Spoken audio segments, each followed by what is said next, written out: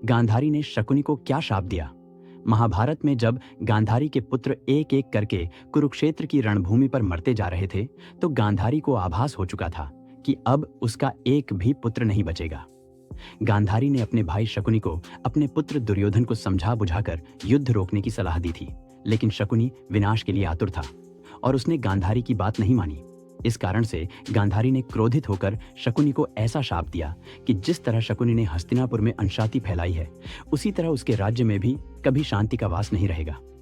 यही कारण है कि वर्तमान में अफगानिस्तान बन चुके गांधार देश में आज भी किसी न किसी कारण से तनाव और युद्ध की स्थिति बनी रहती है। महाभारत के युद्ध में कौरवों की हार हुई और पांडव जीत गए, लेकिन युद्ध के बाद भी कुछ ऐसे योद्धा थे जिन्हें युद्ध के नतीजों को भुगतना पड़ा। जैसे स्वयं श्री कृष्ण को गांधारी से शाप मिला, जिसके कारण यदुवंश का नाश हुआ और एक के बाद एक ऐसी घटनाएं होती गईं जिससे कि कलयुग का आगमन हुआ।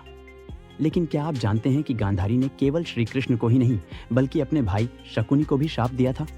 100 पुत्रों की मृत्यु के बाद गांधारी इतनी क्रोधित और दुखी थी कि उन्होंने अपने भाई शकुनी तक को शाप दे दिया, क्योंकि गांधारी मानती थी कि अगर शकुनी ने दुर्योधन सहित बाकी कौरवों को पांडवों के विरुद्ध नहीं उकसाया होता तो दुर्योधन के मन में पांडवों के प्रति इतनी नफरत नहीं पनपती। गांधारी के इस शाप का असर आज भी अफगानिस्तान की धरती भुगत रही है।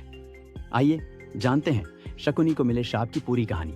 महाभारत काल में अफगानिस्तान को गांधार देश नाम से जाना जाता था। गांधारी और शकुनी गांधार नरेश सुबल के पुत्र पुत्री थे। महाभारत की कहानी के अनुसार राजा सुंबल के शकुनी सहित 100 पुत्र और थे। वहीं पुत्री गांधारी जब विवाह योग्य हो गई तो उसके विवाह की बात करने के लिए राजा सुंबल कई ज्योतिषी से मिले। एक ज्योतिषी ने राजा सुंबल से कहा कि गांधारी की कुंडली में ऐसा योग बन रहा है जिससे वो विवाह के बाद विधवा हो जाएगी, इसलिए अपनी पुत्री का विवाह पहले एक बकरे से कर दीजिए। ज्योतिषी की बात मानकर राजा सुंबल ने बकरे से गांधारी का विवाह करा दिया और इसके बाद बकरे की बलि दे दी, जिससे गांधारी का दुर्भाग्य हट गया। उधर राजा सुंबल के विरोधियों ने उनकी पुत्री के विरुद्ध इस बात की अफवाह फैला दी कि गांधारी का विवाह हुआ और कुछ ही घंटों में उसका पति मर गया। हस्तिनापुर में धृतराष्ट्र के विवाह के लिए एक सुकन्या ढूंढी जा रही थी। किसी परिचित ने भीष्म को गांधारी के बारे में बताया तो भीष्म गांधार देश जाकर राजा सुंबल से उनकी पुत्री का हाथ मांगने लगे। राजा सुंबल शुरुआत में यह नहीं जानते थे कि धृतराष्ट्र नेत्रहीन है, इसलिए उन्होंने गांधारी के विवाह के लिए अपनी स्वीकृति दे दी। लेकिन कुछ दिनों बाद जब सुंबल को इस सच पता चला तो उन्होंने विवाह के लिए इनकार कर दिया। अपने वचन से पीछे हट जाने के लिए भीष्म को गांधार नरेश पर बहुत गुस्सा आया और उन्होंने गांधारी का अपहरण करके धृतराष्ट्र से गांधारी का विवाह करा दिया।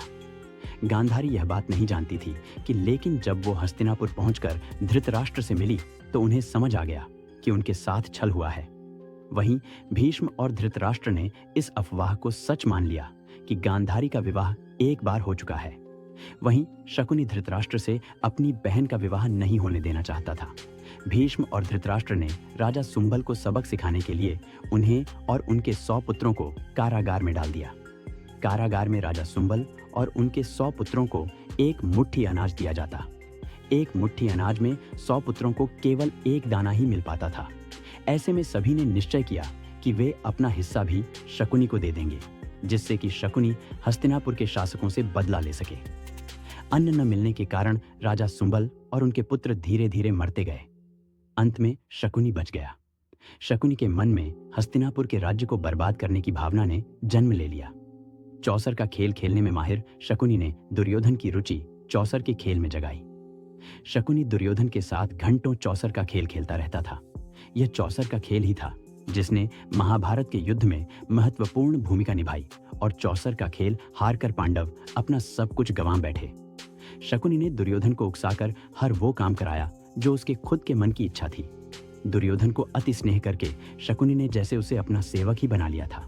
यही कारण था कि दुर्योधन शकुनी के कहे अनुसार चलता था और उसने अंत तक अपने पांडव भाइयों को राजकाज नहीं दिया, जिसके कारण महाभारत का युद्ध हुआ और युद्ध में दुर्योधन सहित सभी कौरव मारे गए। कुरुक्षेत्र की भूमि पर जब गांधारी ने अपने 100 कौरवों को खो दिया था तो गांधारी बहुत ही क्रोधित और दुखी थी। गांधारी ने विलाप करते हुए श्री कृष्ण से कहा था कि वे चाहते तो युद्ध रोक सकते थे, लेकिन उन्होंने कौरव और पांडव को लाडी डी कर मरने दिया। इसलिए गांधारी ने कृष्ण को श्राप दिया था कि जिस तरह गांधारी के कुल का नाश हुआ है, उसी तरह कृष्ण के यदुवंश का भी नाश हो जाएगा। गांधारी ने श्री कृष्ण को ही नहीं बल्कि इस श्राप से पहले अपने भाई शकुनी को भी श्राप दिया था। जब कुरुक्षेत्र की रणभूमि पर एक एक करके कौरव मरते जा रहे थे, तो गांधारी को इस बात का आभास हो चुका था कि अब उसका कोई पुत्र नहीं बचेगा। गांधारी ने अपने भाई शकुनी से कहा था कि वे युद्ध रुकवा दें, जिससे कि और विनाश न हो पाए, लेकिन शकुनी ने गांधारी की बात नहीं मानी।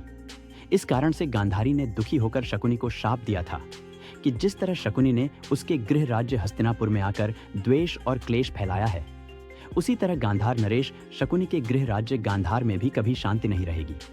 वहां हमेशा गृह युद्ध चलता रहेगा। शकुनी की धरती पर कभी भी शांति और समृद्धि नहीं पनप सकेगी। गांधारी के शाप के कारण ही वर्तमान में अफगानिस्तान बन चुके गांधार में कभी भी शांति नहीं रहती। वहां किसी न किसी कारण से युद्ध और अशांति की स्थिति बनी ही रहती है। कुछ पौराणिक मान्यताएं यह भी कहती हैं कि शकुनी ने अपने मृत भाइयों का बदला धृतराष्ट्र और भीष्म से लिया था।